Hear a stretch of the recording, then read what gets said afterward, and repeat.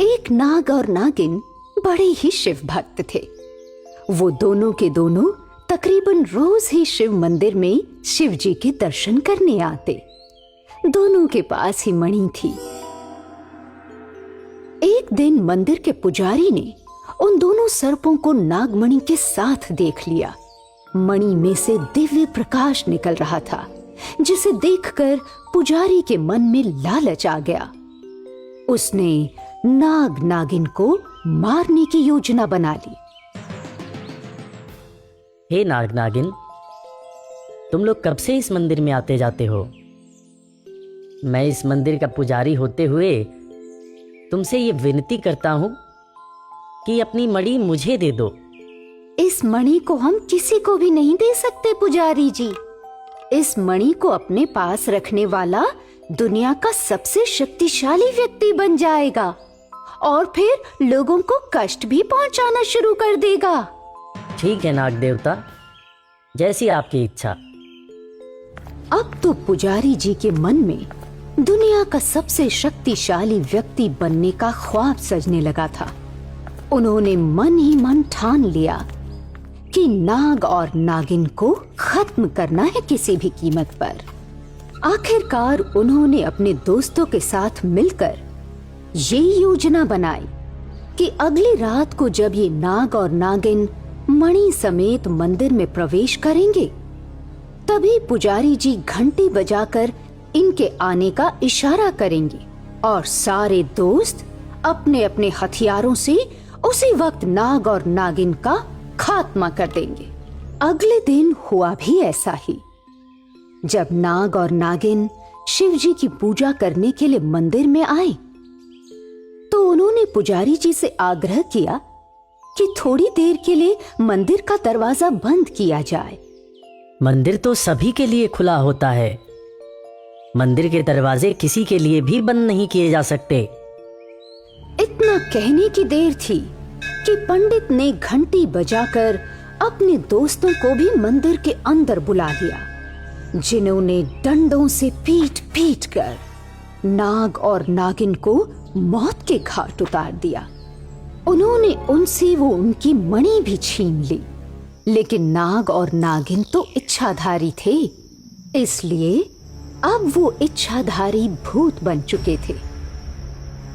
अगले दिन जब पुजारी ने खुश होकर अपने घर में अपने दोस्तों को पार्टी दी, तो वही इच्छाधारी नाग और नागिन भूत बनकर उनके घर आ पहुंचे। हम दोनों तुम लोगों को मारने आए हैं। तुमने हम दोनों को मारकर हमसे मणि छीन कर अच्छा नहीं किया पुजारी। इस कृत्य के बदले अब तुम सबको मरना होगा। तुम सब मरोगे। ऐसा कहकर इच्छाधारी नाग बना भूत दरवाजे का कुंडा बंद करके वहीं खड़ा हो गया और इच्छाधारी भूतनी बनी नागिन एक एक करके सारी दोस्तों को मौत के घाट उतारने लगी। जैसे को तैसा सुबह ये खबर पूरे गांव में फैली कि पुजारी जी अपने दोस्तों के साथ अपने घर पर मरे पड़े हैं। सारा का सारा गांव उनके घर पर इकट्ठा हो गया। अरे देखो तो, पंडित जी की कितनी बेरहमी से हत्या हुई है। लगता है किसी ने बुरी तरह से मार मार के इनको मौत के घाट उतार दिया। गांव वालों की भीड़ में ही मौजूद इच्छाधारी भूत बने नाग नागिन एक बार फिर से गांव वालों का भेष धारण करके कहने लगे, लगता है ये किसी दुश्मनी का अंजाम है। ये इनके दुश्मन ने ही इनका ये हाल किया है। जो जैसा करता है वो वैसा फल भोगता है। इसी भीड़ में शामिल था पुजारी का लड़का पिंटू भी। पिताजी जब कल घर आए तो बड़े खुश थे। उनके हाथ में एक मणि भी थी। वो कह रहे थे कि अब मैं दुनिया का सबसे शक्तिशाली आदमी बन जाऊंगा। कहीं कहीं उसी मणि की वजह से तो क्या कहा? मणि? ये मणि क्या होती है? ये मणि नाग जाति के सांप से ही मिल पाती है। न जाने पिताजी मरने से पहले मणि कहाँ रख गए हैं। तब तो ये मणि हमें जरूर खोज निकालनी चाहिए, नहीं तो जिसके पास ये मणि होगी वो भी मारा जा सकता है। हाँ भाई हाँ, तुम ठीक कहते हो।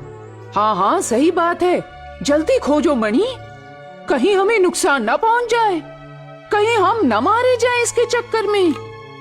और यूं ही बातें करते करते कब दिन बीत गया किसी को मालूम न पड़ा। दहशत से भरे लोग शाम को अपने अपने घर चले गए और उसी रात पुजारी के घर में मौजूद इच्छाधारी नाग नागिन फिर से भूत बने और उसके बेटे पिंटू से पूछने लगे, बता मणि कहाँ है? बताता है या तुम्हें यहीं मार दे अभी? आप कौन हो? हम नहीं जानते मणि कहाँ है। आप हमें छोड़ दो, हम वाकई नहीं जानते पिताजी मणि को कहाँ रखे गए। अच्छा, नहीं जानता? तो फिर मरने के लिए तैयार हो जा। आज के बाद तू जिंदा ही नहीं रहेगा किसी को कुछ बताने के लिए।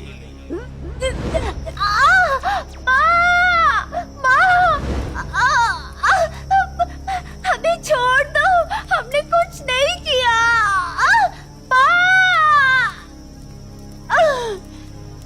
और इतना कहते ही इच्छाधारी भूत बने नाग नागिन पिंटू को मार देते हैं।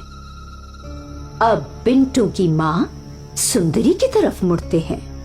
वो सुंदरी से भी यूं ही प्रश्न करते हैं, मणि का पता बता दे। मैं तुम लोगों से डरने वाली नहीं हूं, समझा? मैंने ही मणि रखी है अपने पास, क्योंकि ये मणि शिव जी का प्रसाद है।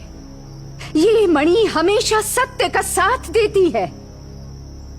तुम दोनों ने अपने अपने दुश्मनों को मारकर अपना बदला ले ही लिया है, तो फिर अब मुझसे क्या लेने आए हो?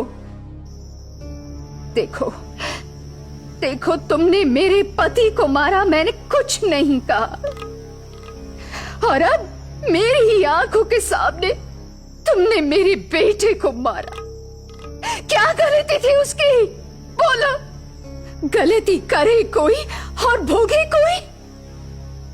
इतना कहते ही घर में रखी हुई उस मणि के अंदर से चमत्कारी शक्तियां निकलकर सुंदरी के शरीर में प्रवेश कर जाती हैं, क्योंकि मणि सत्य का साथ देती है। सुंदरी ने अपनी उसी चमत्कारी शक्तियों से इच्छाधारी भूतों को मारकर हमेशा के लिए मुक्त कर दिया। मणि को उठाकर शंकर भगवान के चरणों में रखा, जिससे वो हमेशा के लिए शंकर जी के चरणों में विलीन हो गई।